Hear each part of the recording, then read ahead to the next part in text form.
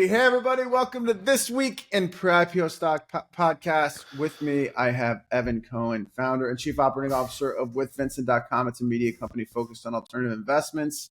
Clint Sorensen, chief investment officer at WealthShield. It's an outsourced CIO and investment research company. And Nick Fusco, CEO of PM Insights. It's a pre-IPO stock secondary market pricing company. I'm Aaron Dillon, and we do venture capital funds for RAs at AG Dillon & Co. All right, fellas, OpenAI has now announced that they're not going to become a for-profit company. They're going to stay under the nonprofit umbrella with kind of the for-profit entity underneath, right? But terms are emerging, and Microsoft seems to be kind of the last holdout per se, quote unquote. So they're about to do a deal. It looks like Microsoft's going to give up some equity for rights to the AI models past 2030. Microsoft's got $13.75 billion invested in the company, per an article I just read. So what are your thoughts on this, just probably more broadly, right? Maybe Nick, we can start with you, man. Like, what are your thoughts on this OpenAI going, for-profit structure? How do you think it's going? What do you think about this Microsoft deal? If any thoughts on the Microsoft specific component? Sure. Yeah, kicking off the Microsoft specific component, I think they see it as a great opportunity for the long term. They're not saying I want these economics or this particular position starting tomorrow. They're saying 2030, and it seems like OpenAI is like many things, waffling on where they want to be, where they want to end up. I think you're having a lot of folks that were originally OpenAI having left. We've spoken about that in the past as well. Mm-hmm. And you got to have a little bit of time for the dust to settle there, and then by the time we're 2 years in, 3 years in, 4 years in, 2030 is just around the corner. And I think, Microsoft's probably doing a good play there. And then potentially they're positioning themselves very, very well that things can get kind of awkward or uncomfortable for the next 2 years. And it's not really going to affect them as long as they can get back on track, and they have 4.5 years to do it. So I think that's a long-term play for Microsoft. I think I've had this discussion with a friend over at Google that, this could be a new threat. Bing was never going to take on Google search, but where's Gemini versus OpenAI?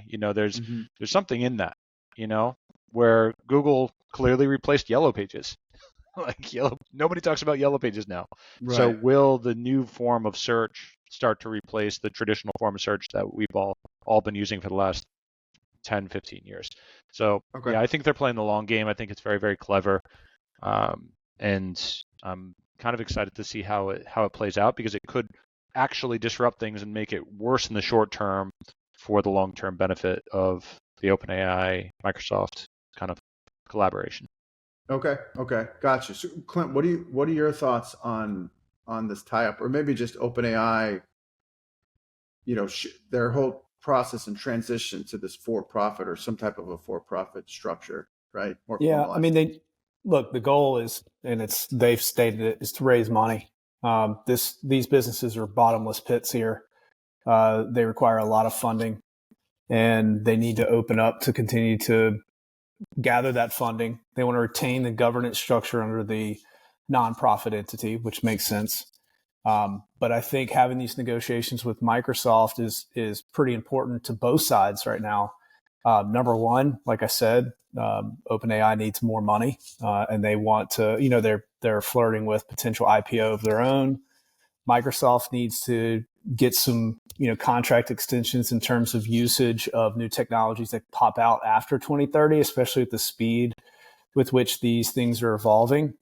And then OpenAI's got some considerations as it relates to their enterprise business, which is growing leaps and bounds and very attractive, but it's competitive to Microsoft. And so there's a lot to consider there. So I understand why they feature it in articles.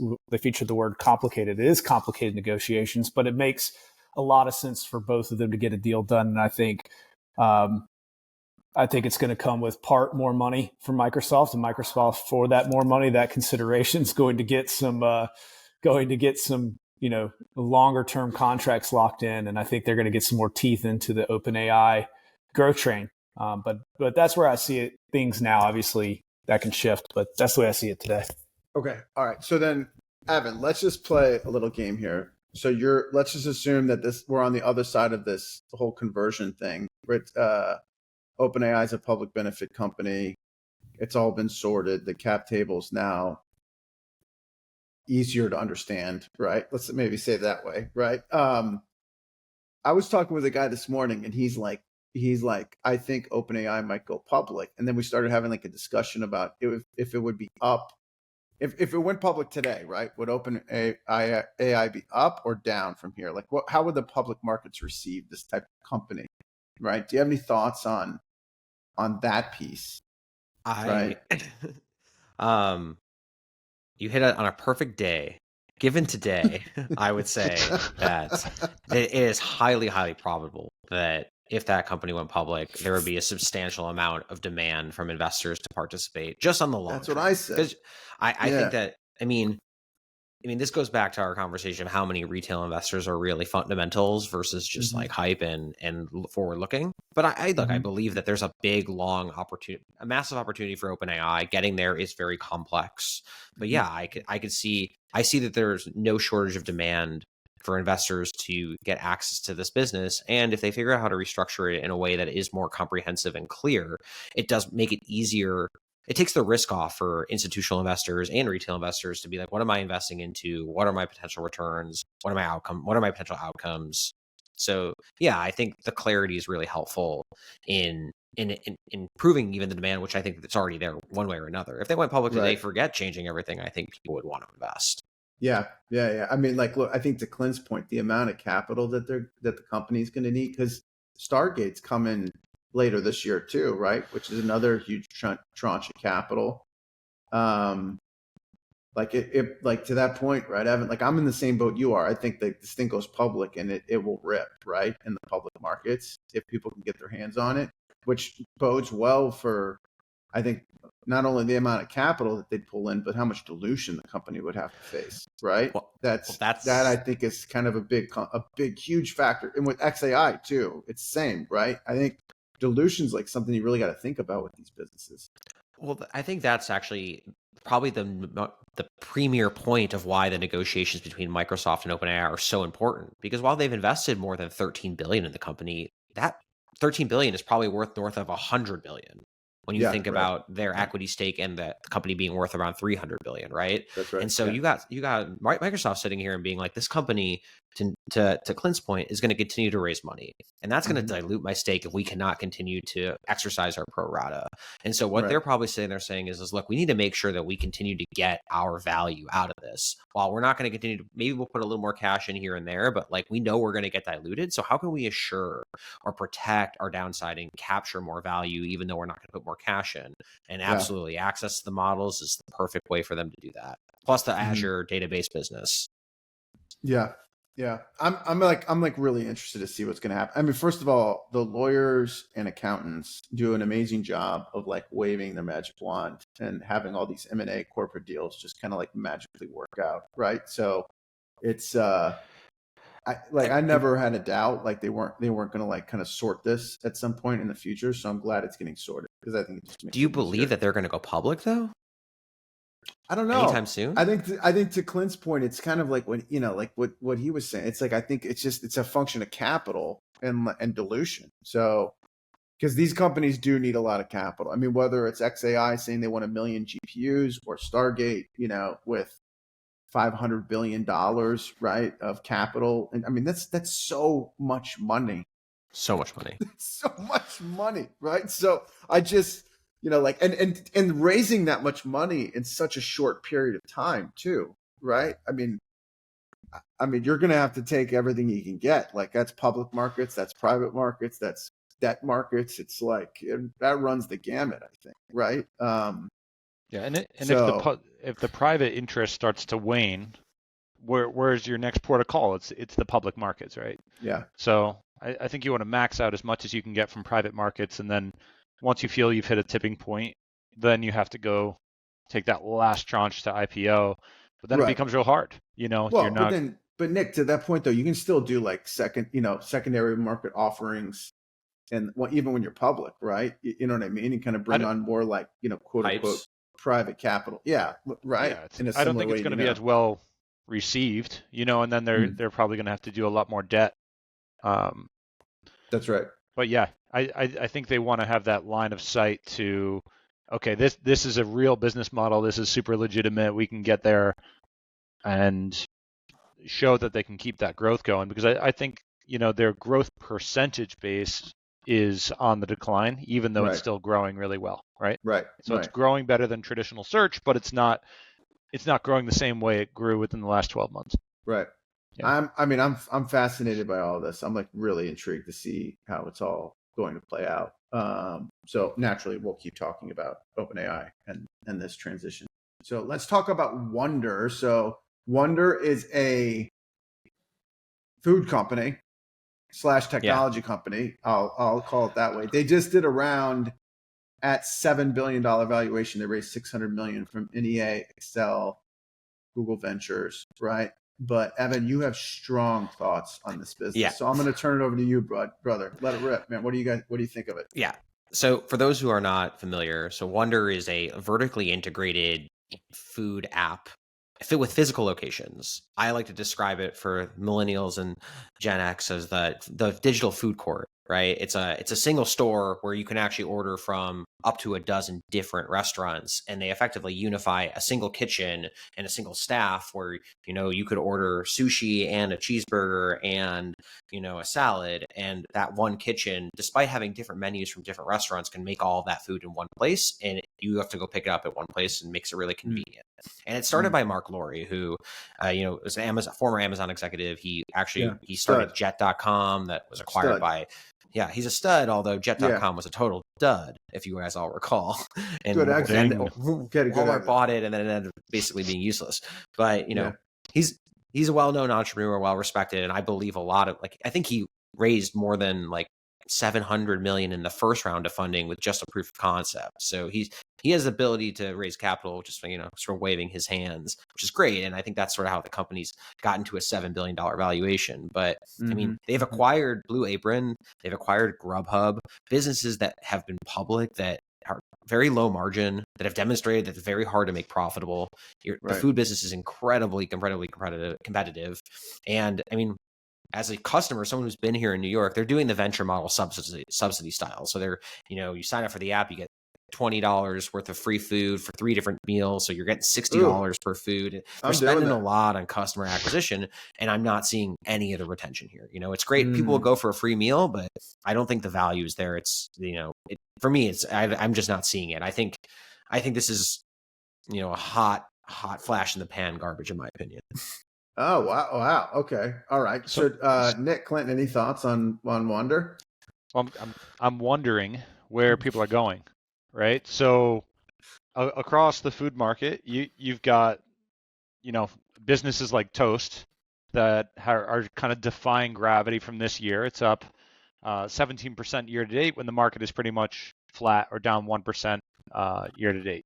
Yeah. They're operating at like a 5x multiple. I guess the numbers on Wonder, 7 billion valuation on 2 billion revenue is like a 3.5. Yeah. So that's kind of attractive. But then, but hold on, Nick, that's got to be a lot of that revenue though. Doesn't it have to be the? They bought Grubhub and Blue Apron. You think it's that revenue? It's all. That's got to be the revenue. Yeah, Blue Apron was decently sized. I didn't like that business very much, and I feel like Toast is a good looking version, and maybe the bad looking version is all the food chains that have now gone out of business might be a little bit closer. You've got Red Lobster was in trouble a while ago, TGI Fridays. You got 2 people from Chicago on the line. Kuma's Corner is in trouble, or rumored to be. Sticky Fingers, personal favorite, Hooters, right? What's going on with Hooters? So if all these people are not able to get their chicken fingers and their Hooters or whatever it is, are they going to Wonder, to do that? Or are they doing Seamless? Is it, where's everybody reverting to for food? Because You can't have food as an entire market segment just be declining. Right. Like, everybody's got to eat. So like, Right. where are people going? You know, But what's next for food? Or is it Ozempic? Is it everybody's just piling into Ozempic and no one's eating? Well, that could be. I mean, after the Right? announcement today from Donald Trump, maybe everybody's going to be on Ozempic in here in a couple of Yeah. months' time. So the now that the price comes down, but Clint, like this is almost. So Evan, tell me if I'm wrong here, but this is like 3 businesses, right? Like Grubhub is, I think they own Seamless too, right? Grubhub. So Yeah, that's like delivery. It's delivery. Yeah, you go food on there, prep, all the restaurants and are on kitchen. there, right? So you pick which one. And then Blue Apron is they deliver food to your house, your place, Pre-made right? food. Pre-made food, yes. Right. And then I thought Blue Wonder Apron was was like the restaurant. partially. They gave you the ingredients, so you get to put the kit together. Oh, I right? see. Correct. Okay, I got you. Clint, you do any of this stuff? You guys got to do takeout. I do DoorDash. DoorDash. That's different than Grubhub though. Just so I'm clear, like I know. DoorDash Look, is separate. I mean, I think at the end of the day, this business, I don't understand how we can continue to have all of these iterations. This business belongs in airports and train stations only, where that's the only place it's going to get any kind of use case, in my opinion.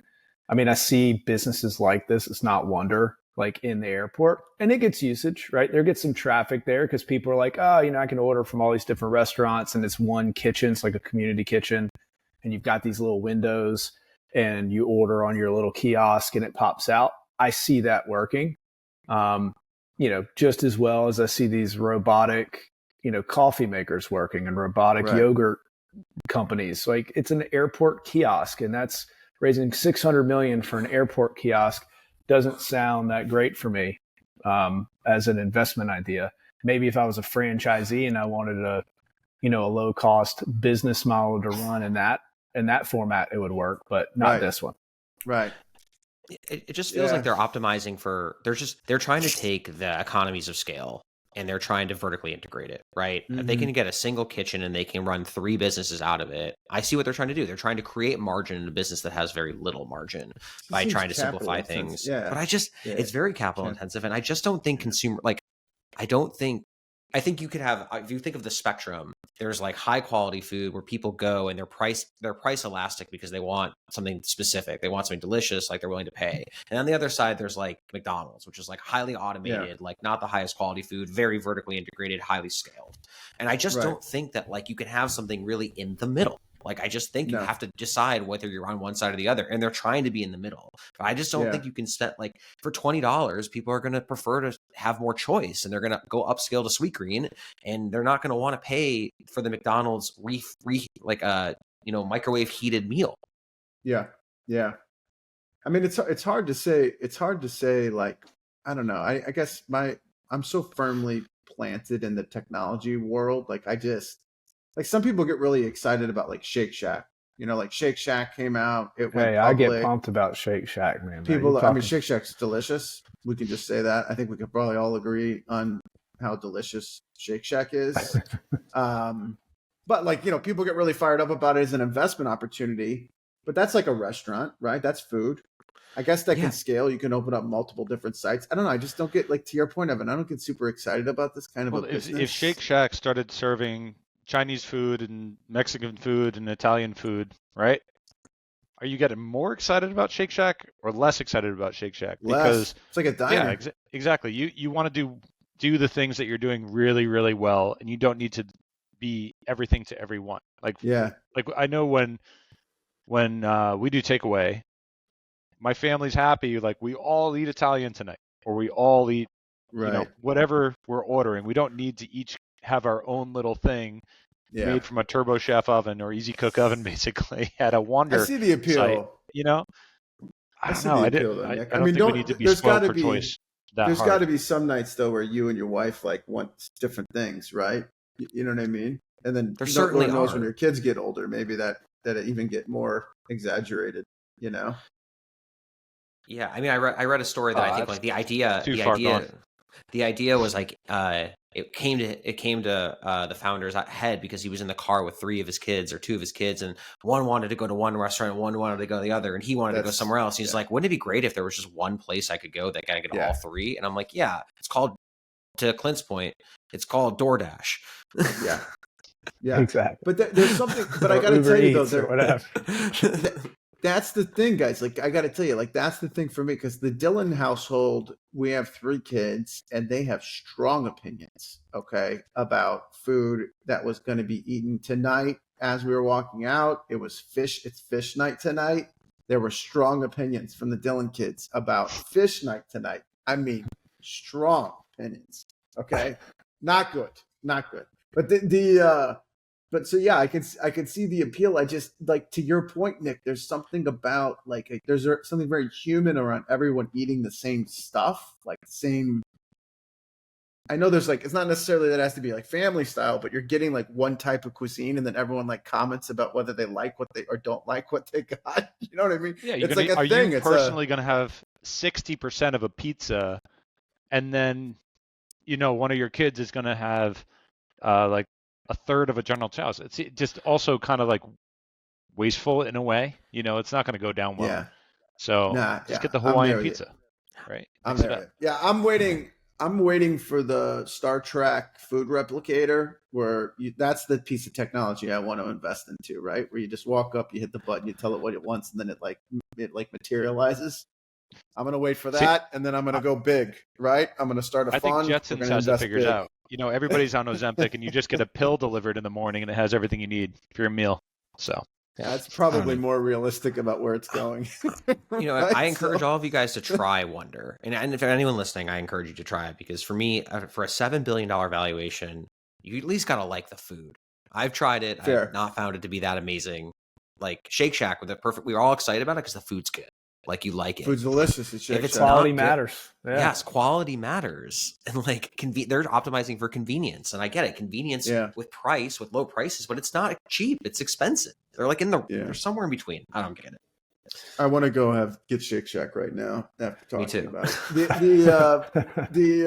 Okay, let's shift gears here. Function Health. So Clint, Function Health, as best I understand the business, you sign up with them. They have like a $500 a year plan.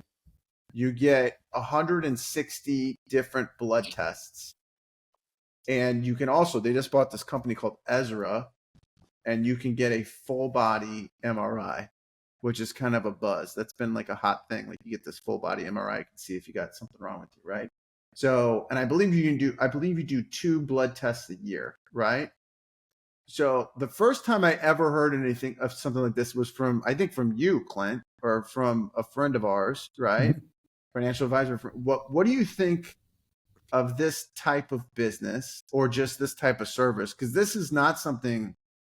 Evan was making fun of me. He's like, but isn't that what we all do anyway? We go to the doctor every year and get blood tests, which is not wrong, right? But like, this is a third-party company now doing it, and maybe you're doing it more frequently. But like, what do you think people want to do this, Clint?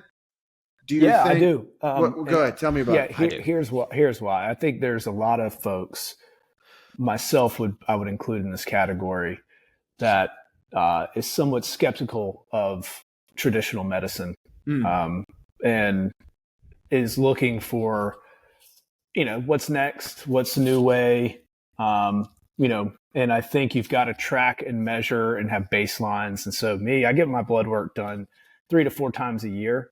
Yeah. And it's just to track certain things I want to track, biomarkers that have led to, longevity or consistent health or whatever. Like, I want to optimize. And so you get people like me that are a little obsessive about that type of thing. And this, I don't know if I'll use Function, but because I haven't done enough research on it, but I'm all for it. Right. You had what was the Tony Robbins book that came out a couple years back, maybe 3 years ago? And he talked about a particular company in there that was doing groundbreaking work like this, popping up clinics everywhere, where they were looking at essentially modernizing medicine, in trying to prevent disease instead of just treat symptoms. Right. And I think these type of companies, these type of use cases are intriguing from that perspective. There's a lot to be said about preventative work versus symptom treatment. Right. And I think, I'm not a physician, but I think for a person like me, I would absolutely entertain something like this. I already do, but I go to a doctor to do it. Okay. So, and this would probably be a lot more convenient. You go to a doctor more I go than to a one lab time? core every 3 to 4 or every a quarter essentially, and then I go to a doctor to discuss the blood work, where I am versus my past panels, where I am from a vitamin perspective. Right. I test everything. I test like my vitamin D levels, literally everything. So you got all the data. Got all the data, and that data we use to inform decision making primarily about diet, nutrition, and vitamin supplementation. Wow. And I think temple, man. that's Your body's important. The temple, and, brother. and you see a lot of folks doing this, like concierge doctors are rising in popularity. That's what you were talking about. Our buddy was talking about. The concierge doc we know that serves a lot of the people that we're friends with. Not me, because I don't live in that area, but there's all kinds of professional athletes, business people. It's a lot about stress management. I mean, look, we all work in high stress environments. We're all entrepreneurs. We're running around crazy. Stress is a killer, a silent killer. And I think it's really important to make sure that we stay on top of our health. And so this is one way that might give us a fighting shot at doing it. Again, we still, at the end of the day, don't know. But so I'm intrigued by things like this. Yeah, concierge. Nick, do you do anything in the concierge health side, or what do you think of this company or this service? Sure. Well, on the pre-IPO valuation side, health is usually kind of far away. Like we're not seeing that much action in that end of the market, and I think it's usually just funded quite differently. So it's not in the hands of many.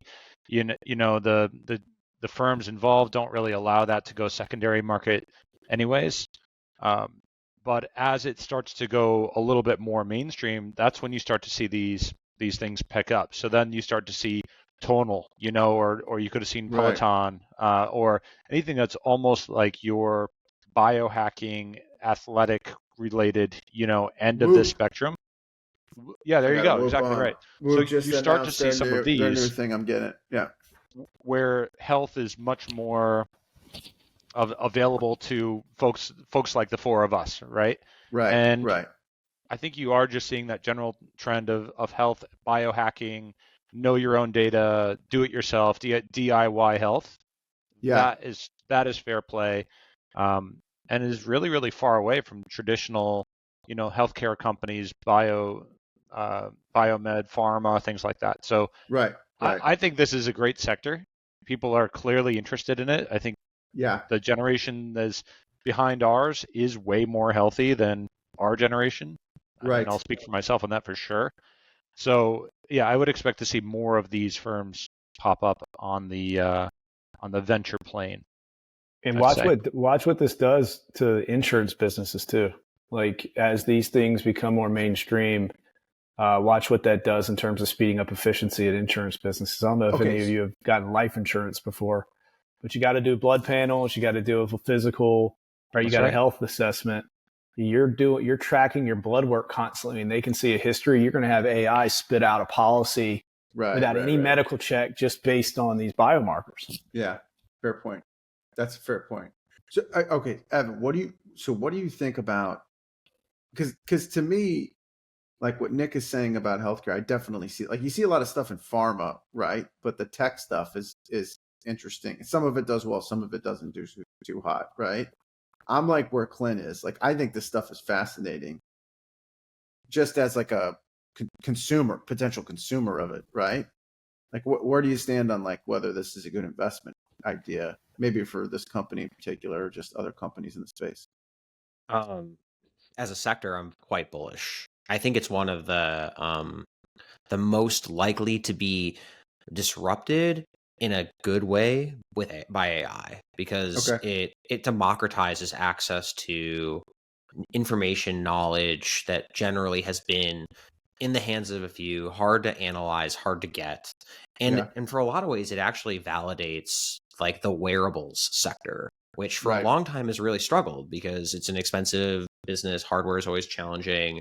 And a lot of times the data was interesting, but it's never really felt accurate. And so I think now when you add the AI layers to it and you add the ability to have enhanced heart rate monitoring or VOX and things like that. Like you're seeing a lot more people get excited about it. And then there's also, in the last 2 years, we've had a massive hype cycle around longevity. I mean, Right. you can't go anywhere without hearing about it these days. So everyone was trying to live longer, be healthier. And Right. you now have devices and you have technology that really democratizes and provides instant knowledge, which I think is Right. interesting. And I Right. really like it. I've been keeping my eye on the pre-Nuvo business. I've wanted to get one of those scans. Those were like $2-3 grand. Now with Ezra, you're looking at 500 for something similar. I think that's quite interesting. Yeah. I think preventive maintenance is something that our healthcare system really does not appreciate very much. Not at all. And I think the patients are getting smarter and they're realizing, maybe we do need to take these things into our own hands and figure out preventative maintenance. Hopefully it does have trickle down benefits to things like life insurance or health insurance or anything you're trying to do, even vacation insurance, who knows? Right. But I think it's interesting. I'm a buyer of it. I mean, I wear an Apple Watch. I do track some of my stuff. I'm not like a longevity person in the sense where I like follow Brian Johnson religiously, but I certainly but I think over the last year or so, I definitely have like started taking my health more seriously. And I'm definitely interested in a scan at $500. That's very democratized to me. Right. Accessible price point, very interesting knowledge. Would love to know, especially if your family has like hereditary traits that could be dangerous. Yeah. Well, go ahead. Sorry, and back to the business model. This is what everybody loves. Like Clint, Right. when you connect the dots on those data points, it's more valuable. So that kicks off an ARR for the business, and that's really where you're getting the most amount of value. The customer lifetime value on something like this is only going to increase. Right. As more people subscribe to the notion of what Clint is doing and Evan is interested in, and I don't have time for it, but I'm very curious about. That's a great win in support of this sector. Yeah. I think this is, obviously your health's very important, right? There's that whole like saying like, your health is the most important thing. You know what I mean? If that goes, then it doesn't matter how much money you have or anything else. Right. So, but it's interesting about how little people do. I mean, obviously people spend a lot of time working out, right? Eating healthy, these types of things, but very like little time, I think, on average, of people having metrics around their health. I mean, like you have a Whoop or whatever, and you get some stats, or you wear these Aura rings is another one, the wearables, right? Like you were talking about, Evan. So you start to get some of those stats, but like this company here, or like what Clint's doing, where he's going to LabCorp every quarter, like that's interesting to me. Like really like actual real data.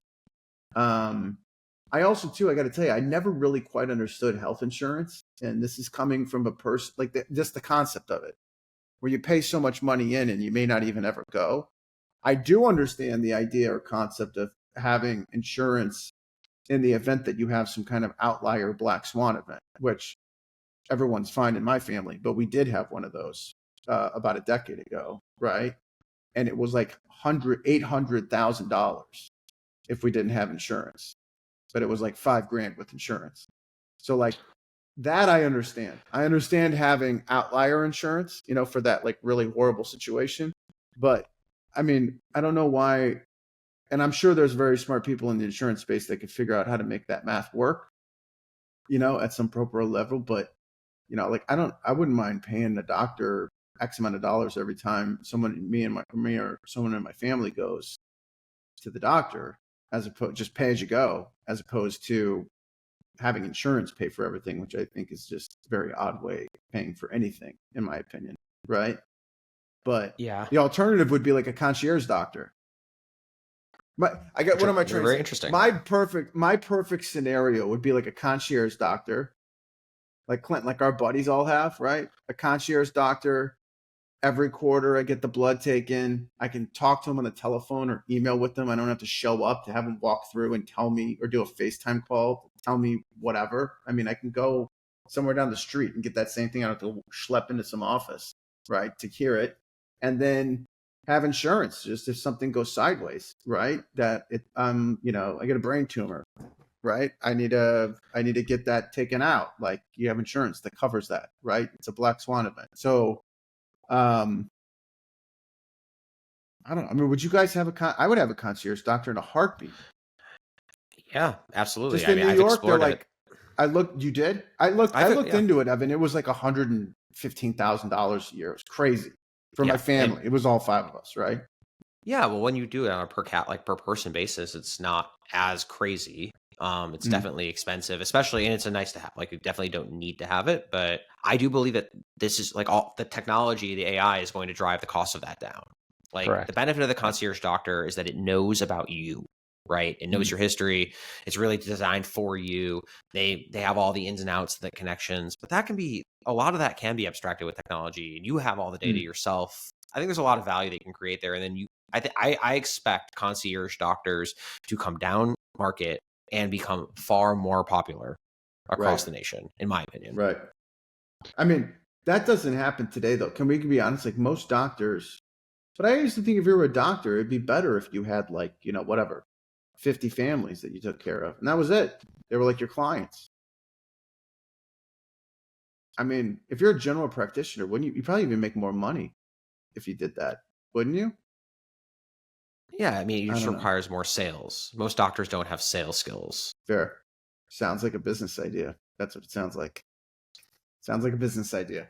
No, I'm a big fan of. I mean, I don't know enough about Function Health to have strong opinions. It's got a $2 billion valuation. I do like that it's a subscription based model. That obviously makes sense. It's a function of, I think what it really boils down to is the underwriting on this is, do you believe that someone would pay insurance premiums every month, and then on top of that also pay whatever $500 a month per person in their family to get this additional service? That's well, maybe this becomes something where it does drive your insurance premiums down. Certain insurance that I had, I mean, this is when I was in the UK, but you pay for the gym, but then you got a rebate on your health insurance because you paid for the gym. See, this is a very nice parallel here. But you could also hook up like a Whoop or an Oura Ring to see if you actually went to the gym, right? And then if you actually did go to the gym, then you would get the lower premium, right? I mean, that's where some of this stuff I think could get really, like, if you get your blood work taken every quarter, like Clint does, right? And then that goes into the insurance company, and they're like, well, this guy's very healthy, so why are we, like, we could probably reduce his insurance premium because the odds that he's going to have some kind of issue is not high. Like that also makes sense to me. So you almost kind of, Nick, to your point, like, you almost get to, like, the only thing that's probably going to go wrong with this guy's a black swan event. Yeah, I mean, but also, some of that stuff you could predict even more early because you're going for regular checkups. I was thinking it could be a great I mean, I'm surprised we don't see it as more of an employee benefit, right? Remember, for most of Americans, half that premium, if not the majority of that premium, is paid for by the company. You can lower it on the company side, right? You get the employer doesn't have to pay as much of that premium. You think these wearable companies or these companies like Function Health might even move into some of these areas, or is that, I haven't heard of anything like that yet, right? The wearables market is very challenging because it's direct to consumer for the most part. So, which is very hard to scale and it's very hard to build. But I mean, we are seeing a lot of companies give out Oura Rings and Apple Watches and Whoops. Yeah, that's true. That's more common. We're seeing that. If you're an employer and you want to prioritize your employees' productivity and you want to get them healthier so their premiums drop, your premiums drop, they're better in the office, they're happier, healthier. Like, ultimately, that strategically, philosophically should align. I mean, I love Whoop, guys. I love Whoop. We're aware. I mean, I'm a big fan, and they just came out with their new 5.0 Whoop, which I just ordered last night. I'm pumped. It's coming to me right now. I'm pumped. Is Whoop a sponsor? Yeah, we need the sponsor. Whoop's not sponsored. But you are getting that 5.1 so for free or whatever, right? No, we're sponsorless. That way Evan can trash whoever he wants on the regular. You. But the I love Whoop. I love this. It tells me how much I sleep, how many calories you burn. I mean, there's probably a million other uses for it too, but those are the two I primarily use it for. I'm going to buy you guys all Whoops. That's what I'm going to do. I'm going to buy you guys all Whoops so we can all take it. Whoop, there it is. Although you got an Apple Watch. That I did make that decision, Evan, whether I wanted an Apple Watch or a Whoop, because the Apple Watch does like the same thing more or less, right? As the Whoop people probably would. go bananas I think if I said that right. If there's a Venn diagram, there's a lot of overlap. They definitely have somewhat different functions, but generally speaking, there's a lot of overlap. Well, I think it's a big fan. I know some people like Aura Rings too, and like there's like I think there's a little bit of like a because I met somebody with an Aura Ring the other day, and they're like, "Oh, you got a Whoop?" They're like, "You got an Aura Ring." I was like, I didn't even know that was a thing. Like people that like there's like a club. You're not in the Aura Ring club. You're in the Whoop club. It's very funny. Have you been following the the tweets where like people wear them both for sleep tracking? They're like, one said I slept terribly, and one said I have like the best night of sleep ever, and you're like, this is trash. I went to an alternative data conference, and the presenter must have been leaving his company because instead of talking up his firm's products and services, he just did that. What Evan just described, he went on for 45 minutes about tracking his sleep between whatever two different wearable devices, and then it ended, and everyone was like, "You didn't even tell us about your company." And I'm like, "All right, that guy's out. I guarantee within a month." It was crazy. Great. It was crazy. That's so funny. Oh man, I love it. All right, well, gentlemen, this was a good session today. I appreciate it, and I'll see you guys next week. I look forward to all your reviews of Wonder in the next week. I want to come back next week. Yeah, I'm going. Next week, let's come back and we'll all go again. And I would love to hear your opinions on how the meal went. 86th Street. 86th Street. See you. Clinton, New York on Friday. I'll see you. Wonder lunch. We'll see you. Yeah. All right. All right. Nice. Cheers.